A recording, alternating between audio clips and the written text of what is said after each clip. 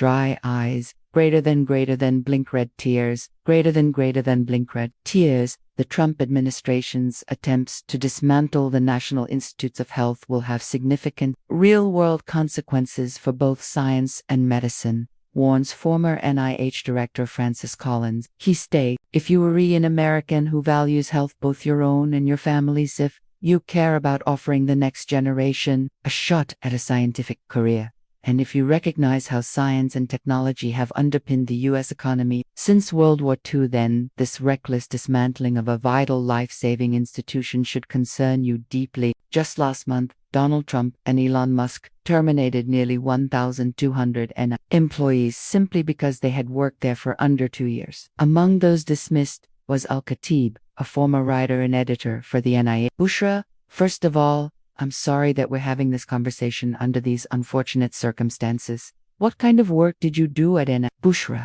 of course, I think it's important that people understand the scope of my work. I'm a trained science writer with a bachelor's degree in biochemistry and English literature, as well as a master's degree in science writing. I was specifically trained to communicate scientific concepts to a general audience. I joined the NIH in June 2024. Working with the National Institute of Dental and Craniofacial Research. My job was to create content on health-related topics for the public via our website. These pages provided information on things like oral cancer, periodontal disease, dental pain, and opioid use. I wrote and edited these pieces to ensure they were clear, accessible, and easy to understand. I also covered research updates from NIH on these topics, translating complex findings into language everyday people could grasp. This work helped make scientific information transparent and available to the public, which is essential for informed health decisions. NIH is a trusted source, and the content we created helped build that trust. That's what I was doing during my 8 months there. What stands out here, and I'd like your thoughts, is something the Washington Post highlighted. They described the Department of Justice as functioning like a child inside a nuclear power plant, randomly pushing buttons, leading to absurd inefficiencies, said Max Dyer, president of the Partnership for Public Service, an organization dedicated to improving government effectiveness. These new directives, while meant to streamline operations, are instead wasting resources and degrading services for the public.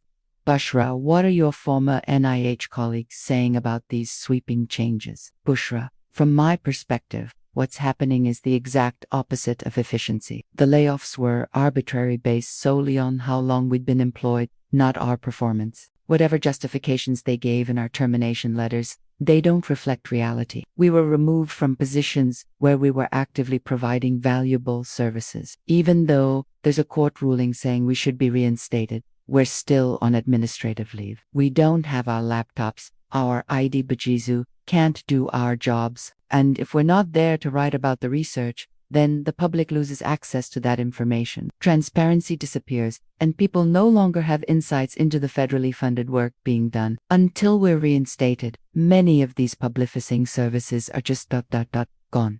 There's nothing efficient about this. I'd like to revisit something Dr. Collins said, especially in the context of how your role helped translate scientific research into accessible knowledge, something that's been key to America as global competitiveness.